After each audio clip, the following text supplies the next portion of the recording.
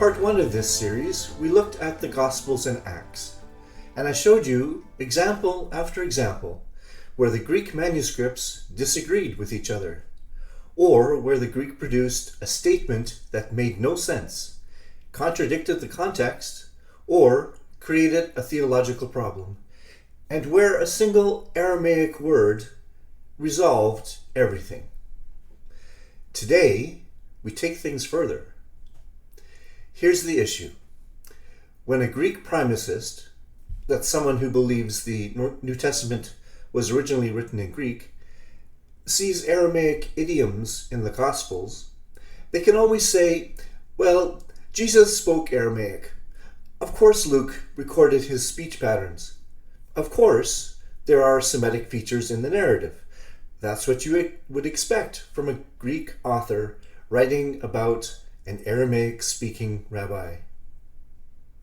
That argument, however strained, has some surface plausibility when we're talking about the Gospels, but it completely falls apart when we get to the letters. Paul's letter to the Romans was written to the people in Rome. His letter to the Ephesians was written to people in Ephesus. His letter to Titus was written to a Greek companion working in Crete. His letter to the Thessalonians was written to people in one of the great commercial cities of Macedonia. These were Greek cities, Gentile populations. If the letters were written in Greek to Greek speakers by a Greek-educated apostle, then the letters should work in Greek. So, why do they rhyme in Aramaic and not in Greek? Why are they full of Semitic idioms that would make no sense to a person from a Greek culture? And why does Paul's most elegant ethical argument only work in Aramaic? Why does a letter to a Greek companion in Crete contain Aramaic alliteration that disappears entirely in translation? The answer is the same as we found in part 1. These letters were originally written in Aramaic. The Greek, it's a translation. And the translator or translators, for all their skill, lost things that Paul put on there on purpose. Let me show you what was lost. So here we are, Lost in Translation, part 2, the letters. Part 1 was about the Gospels and Acts. If you haven't seen it, I'd recommend going back because it establishes the foundation. But you don't need to have seen it to follow today. I'll explain everything as we go. Today we're going into Romans, Corinthians, Ephesians, Philippians, Colossians, Philemon, 1 Timothy, Titus, 1 Thessalonians, and Hebrews. These are all the letters. The documents that supposedly represent Paul writing in Greek to Greek-speaking believers in Greek cities across the Roman Empire. And we're going to look at 3 categories of evidence, the same 3 as part 1, now applied to the letters. These are split words, places where the Greek manuscripts can't agree on a single word, and where the Aramaic explains both. Then lost poetry, places where the letters rhyme and contain elaborate wordplay in Aramaic, but are flat prose in Greek. And finally, exposed idioms, places where Paul uses Semitic figures of speech that only make sense if his readers were Aramaic speakers, not Greek ones. By the end, I think you'll agree that the standard account, Greek letters, Greek audience, Greek author, cannot explain what we find in these documents. But the Aramaic does. I want to start with something that, as far as anyone can tell, is the single most spectacular piece of structural evidence for Aramaic primacy in the entire body of Paul's letters. It's from a short letter, just 25 verses. and it's the letter to Philemon. Verse 1, Paul's opening greeting. He identifies himself, and right there, in the very first line of the letter, the Greek manuscript tradition falls apart into 4 different readings. The King James, the ASV, the most literal Greek translations say, Paul, a prisoner of Jesus Christ. He was a prisoner of Jesus. That's the actual Greek. Paul is a captive of the Messiah. This is theologically awkward. Jesus is not Paul's captor, and this has embarrassed translators for centuries. The ESV quietly adds the word for to make it a prisoner for Jesus. But it's not what the Greek says. They're fixing a problem in the text without acknowledging the fix. Other manuscripts have a completely different word. Codex D, one of the major Western manuscripts, reads, Paul, an apostle of Jesus Christ. Here it's apostle, not prisoner. Entirely different word, entirely different meaning.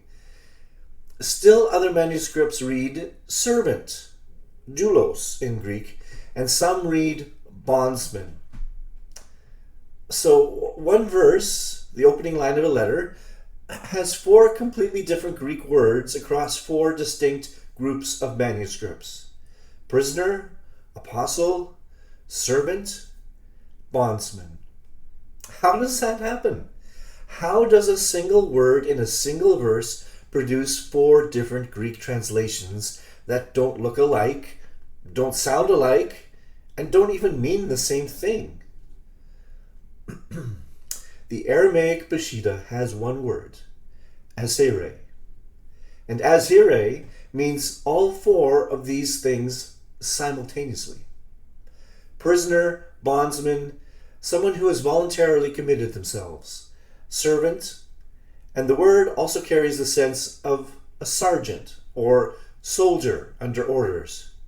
And by extension, someone commissioned and sent, which is what an apostle is. Each Greek translator looked at the Aramaic word asiyreh and chose a different facet of it. One chose prisoner, one chose apostle, one chose servant, and when you compare the Greek manuscripts, you find all 4 choices sitting there, as if 4 different men each tried to translate the same original into Greek. Because that's exactly what happened. And this is supposed to be a letter from a Greek-speaking Paul to a Greek-speaking Philemon in Greece. If Paul wrote it in Greek, he wrote one word. Where did the other 3 come from? Romans chapter 5, one of the theological heart passages of the entire New Testament. Paul is building his argument about the grace of God and the meaning of the atonement.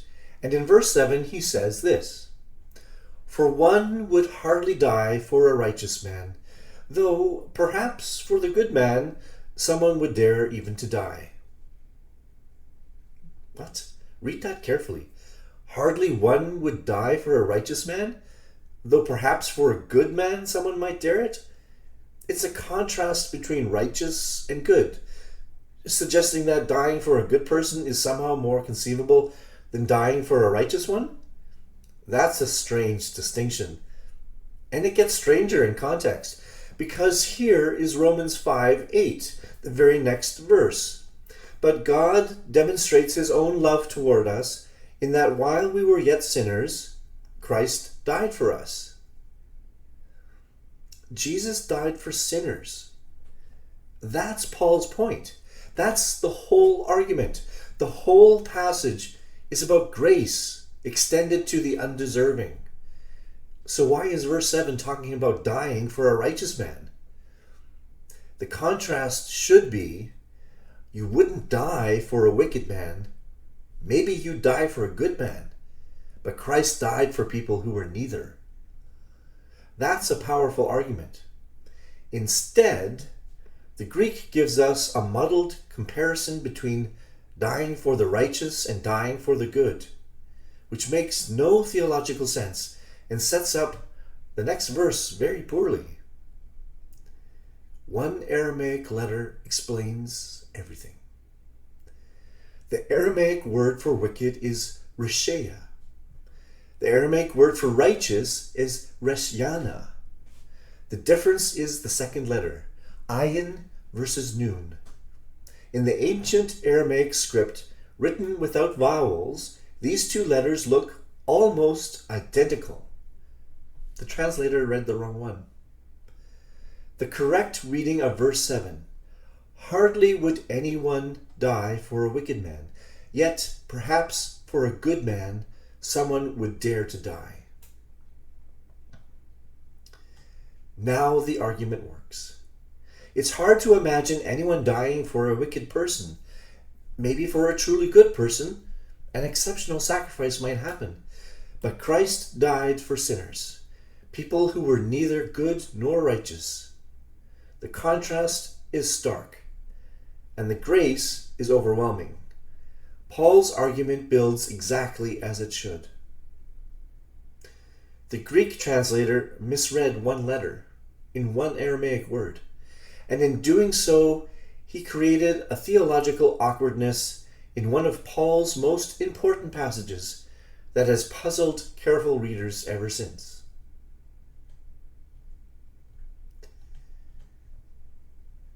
Ephesians 1:18. Paul is praying for his readers. He prays that a specific faculty will be enlightened in them. And right there in the prayer, the Greek manuscripts divide. The King James and the Byzantine manuscript tradition say, "The eyes of your understanding may be enlightened." The NIV and the Alexandrian manuscript tradition say, "I pray that the eyes of your hearts may be enlightened." Understanding or heart? These are two different Greek words, dianoia and cardia. Two different concepts. You can't get one from the other by a simple scribal error. So how did both readings end up in the manuscript tradition? The Aramaic Peshitta has a phrase, Ainya delep watkan, literally, the eye of your hearts. Now, here's the thing you need to understand about Semitic thought. In the ancient Near East, in Hebrew, in Aramaic, in the whole biblical world, the heart is not the seat of emotion. That's a Western concept. In Semitic culture, the heart is the seat of the intellect, of understanding, of perception and wisdom. When Paul writes, eyes of your hearts, he means your faculty of understanding, your ability to perceive spiritual reality. One Greek translator understood this idiom and translated its meaning, understanding, a perfectly reasonable choice. But another translator, a Greek translator, preserved the idiom literally, heart, also reasonable if you know the idiom. Both readings are in the Greek manuscript tradition. Both are traceable to the same 4 Aramaic words.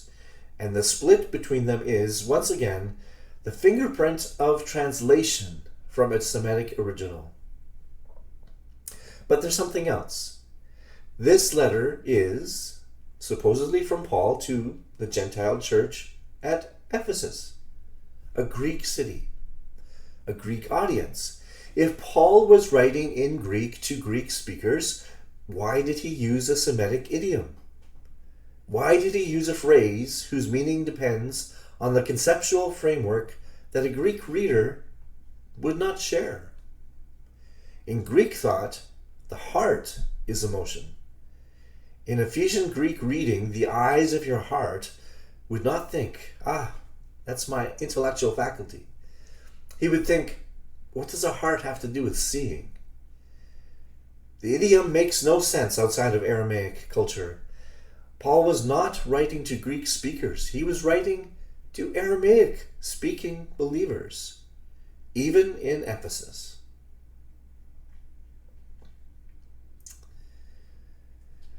Pick up a King James Bible and read Philippians chapter 1, verse 8.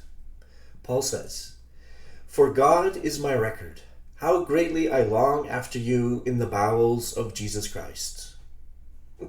The bowels of Jesus Christ? Every literal translation of the Greek says bowels, and that is, to modern English ears, a very deeply strange thing to say.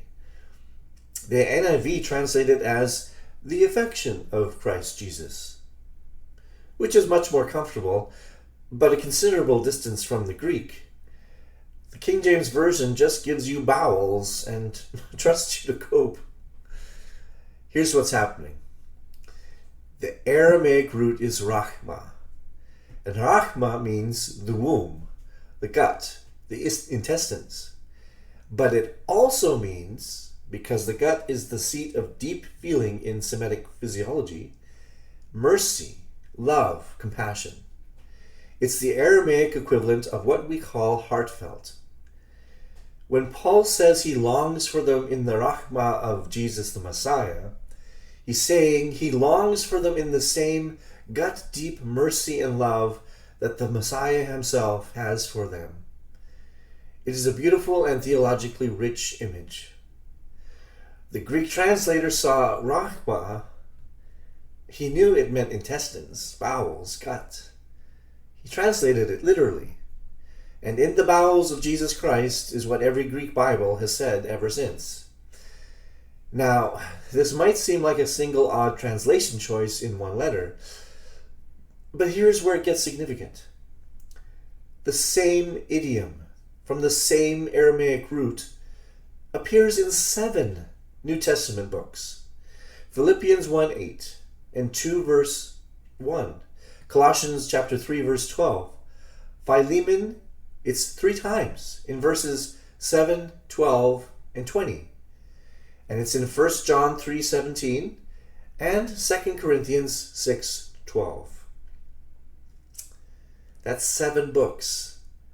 Multiple authors, Paul and John, both use it.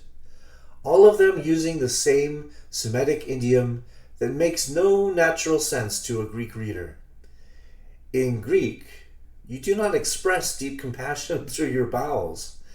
That is just not a Greek figure of speech. It's an Aramaic one.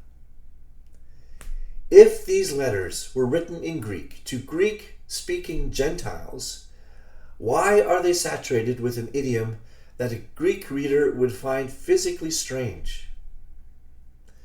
The obvious answer, because the letters were written in Aramaic to Aramaic-speaking believers, for whom rachma was the most natural expression of deep love imaginable.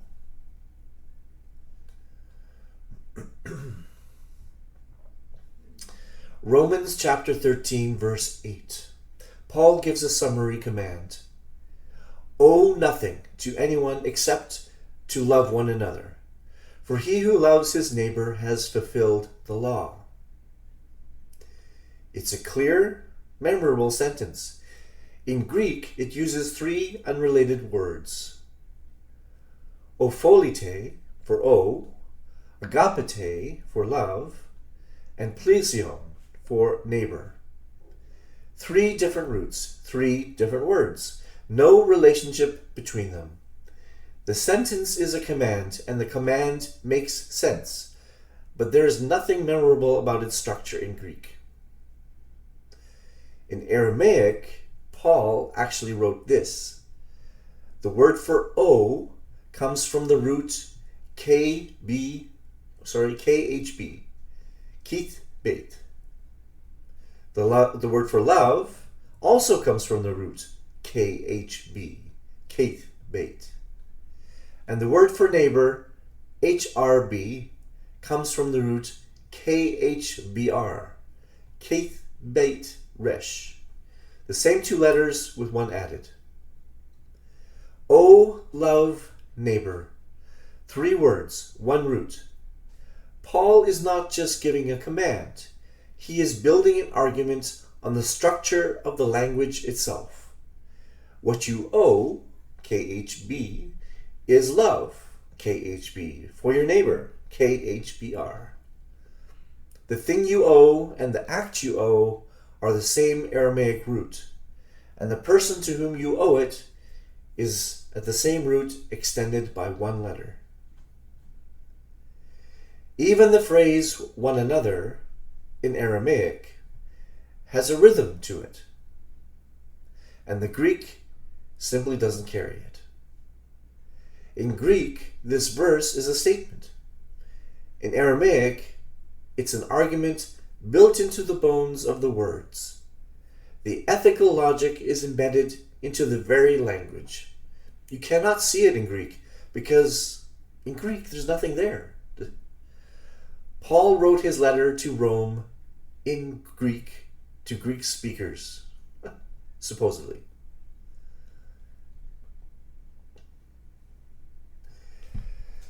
First Timothy chapter 3, verse 16. You may know it. It's often called the great mystery of the faith.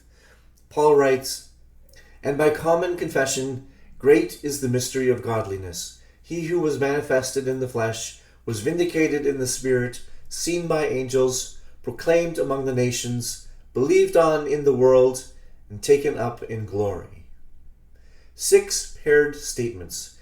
Manifested in the flesh, vindicated in the spirit, seen by angels, proclaimed among the nations, believed on in the world, taken up into glory.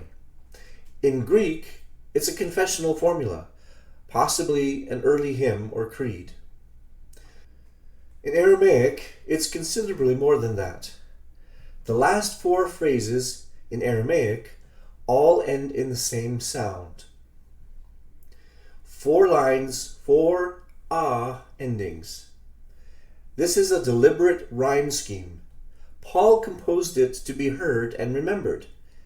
In Greek, the 4 lines end in 4 different sounds.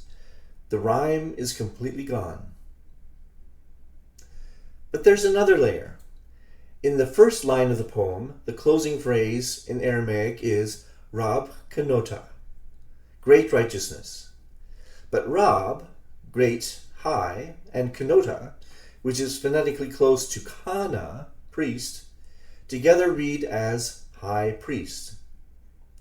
And in the line directly below it in the poem structure, Malaka, that means king or angel, and Atzatak, righteousness, reverse those words, Malakatzatak is Melchizedek.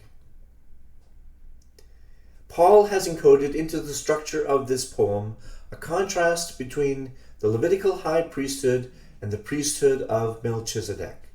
The same contrast he develops at length in a letter to the Hebrews, hidden in the grid of the Aramaic words. And there's one more thing. The Aramaic word for revealed in line 3 is Atkli. Galilee is spelled and pronounced almost identically. The word for revealed in the flesh sounds like the place where Messiah was revealed in the flesh. One word, 2 meanings, pressed together in a single line. None of this exists in the Greek. The Greek has no rhyme, no hidden structure, no Melchizedek encoding, and no Galilee wordplay. Because the Greek is a translation, and the translator translated the words. He couldn't translate the architecture.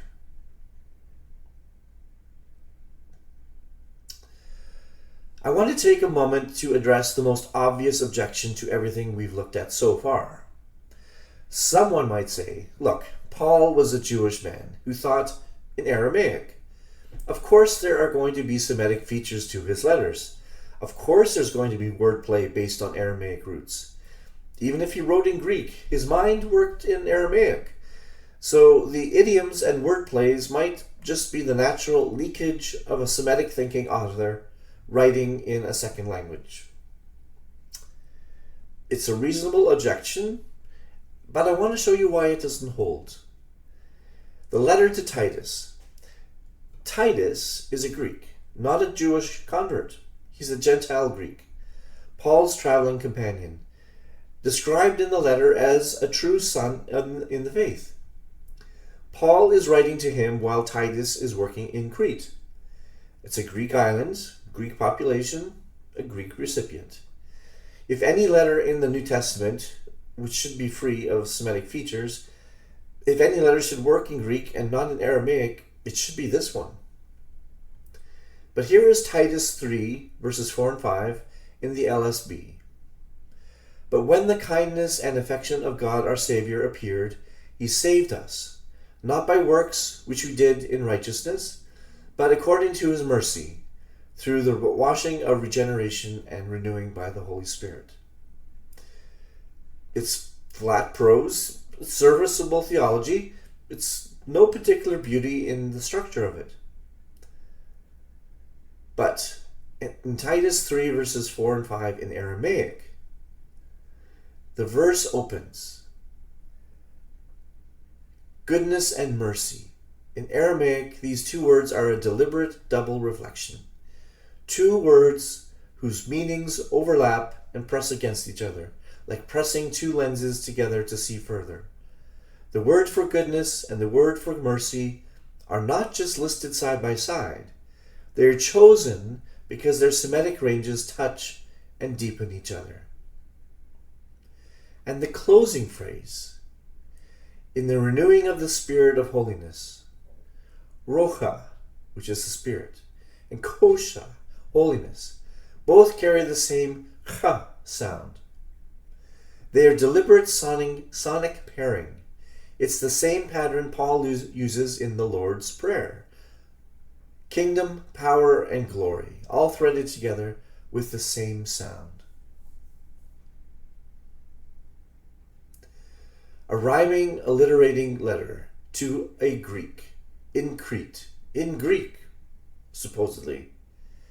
If Paul was simply a Semitic thinker, leaking Aramaic patterns into his Greek, you'd expect to find these features more strongly in letters to Jewish audiences, and less strongly in letters to Gentile Greeks.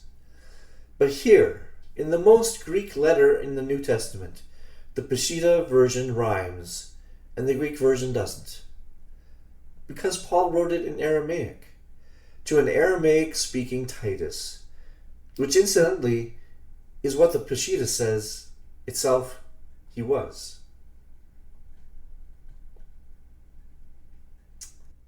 Thessalonica, a major Macedonian city, one of the great commercial hubs of the ancient Greek world.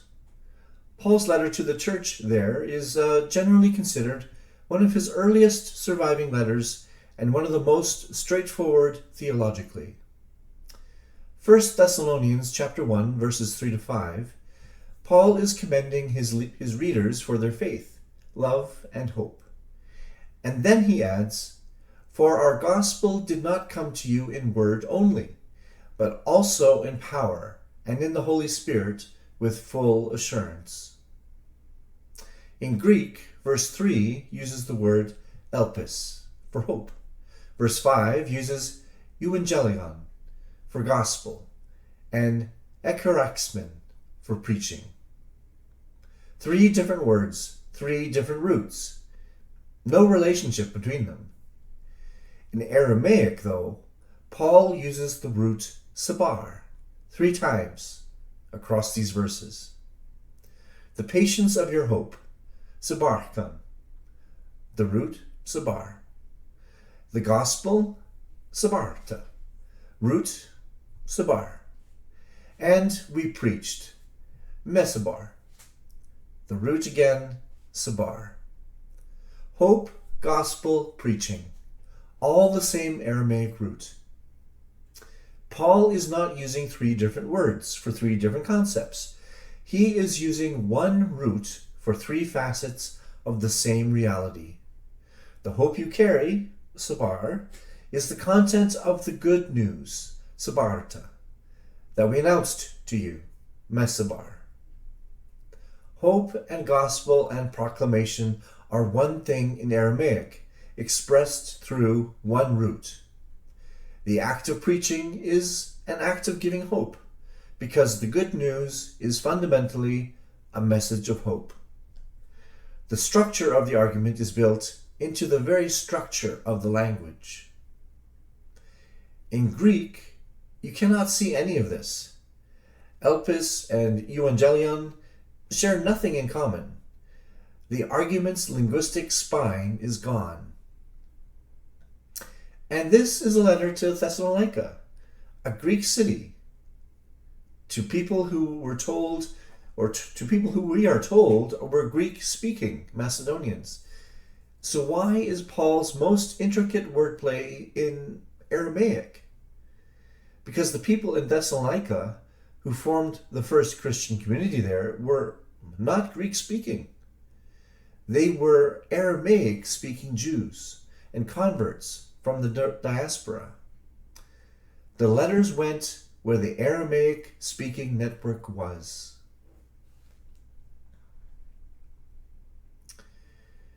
Hebrews chapter 8, verse 11.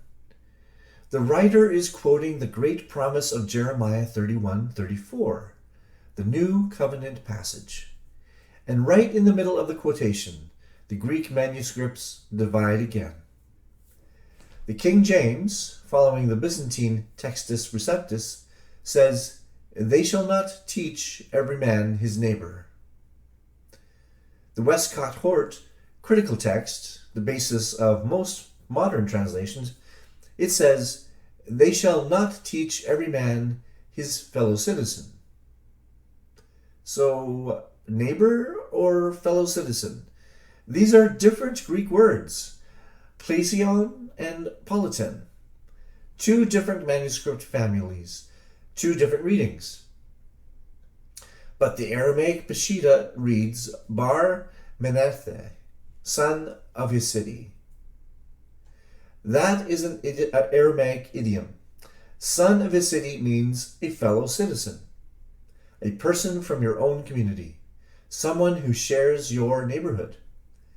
It's the same kind of idiom as son of his hour, meaning immediately, or son of peace, meaning a person at peace. These are standard Aramaic constructions. One Greek translator understood the idiom and translated its meaning, neighbor, a reasonable choice for someone from your own community. But another translator went more literal, fellow citizen, which is also reasonable. Son of his city does literally mean someone from your city. And so both readings ended up in the Greek manuscript tradition, not because scribal error, not because one scribe copied the wrong word, but because two different translators made two different, equally defensible choices from the same Aramaic idiom. Murdoch, in his English translation, translated it as fellow citizen.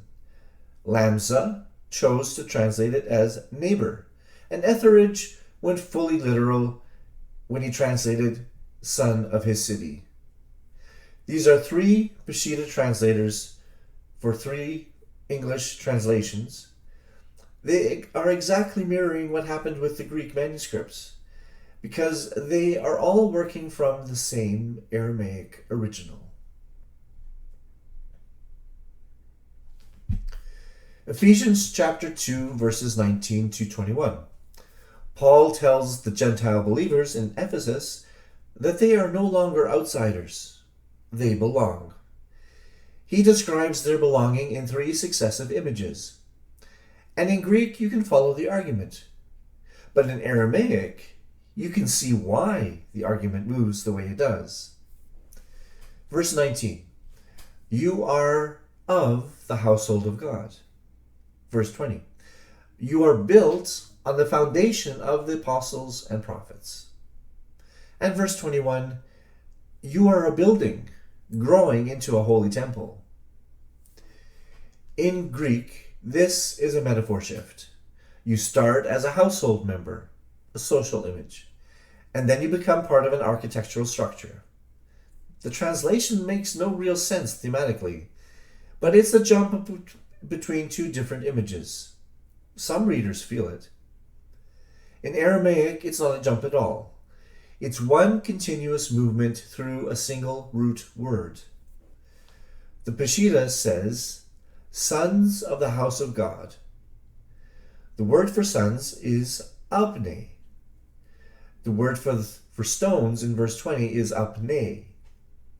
The word for building in verse 21 is benyana. All three, sons, stones, building, come from the same Aramaic root abna, which means stone. Paul is not switching metaphors. He is unfolding one word. You are sons, abne, of the house of God. But sons and stones are the same word, root word. You are also stones, abne, being built into a structure. And the structure, benyana, is the same root word again. Sons become stones, become a building. Because in Aramaic, they were always the same word. The transition that feels slightly abrupt in Greek is utterly seamless in Aramaic. Because Paul was not switching images. He was playing one string that vibrates across 3 verses. In Greek, sons is huioi, and stones is lithioi. They share nothing. The music is gone, and no Greek reader could have experienced what an Aramaic reader would have felt when Paul moved from sons to stones to building. The sudden recognition that the same word is doing all 3 things at once.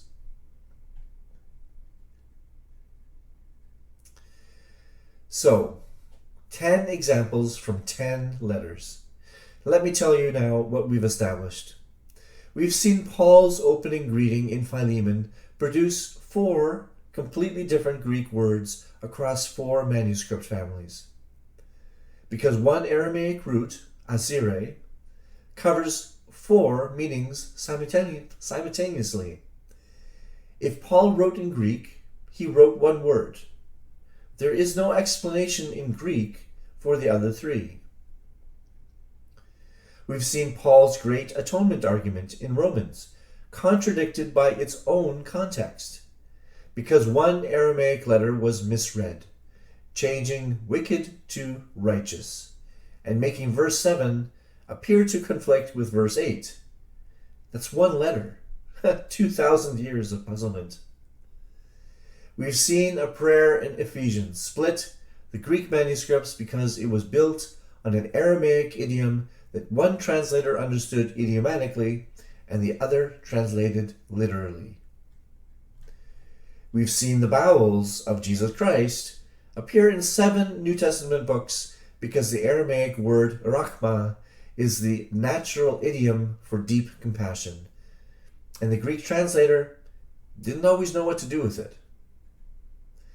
We've seen Paul's ethical argument in Romans built on an Aramaic wordplay where O and love and neighbor share the same root, a structure invisible in Greek. We've seen 1 Timothy 3:16 conceal a Melchizedek encoding in its Aramaic poem structure, with 4 rhyming line endings and a wordplay on Galilee that vanishes completely in translation.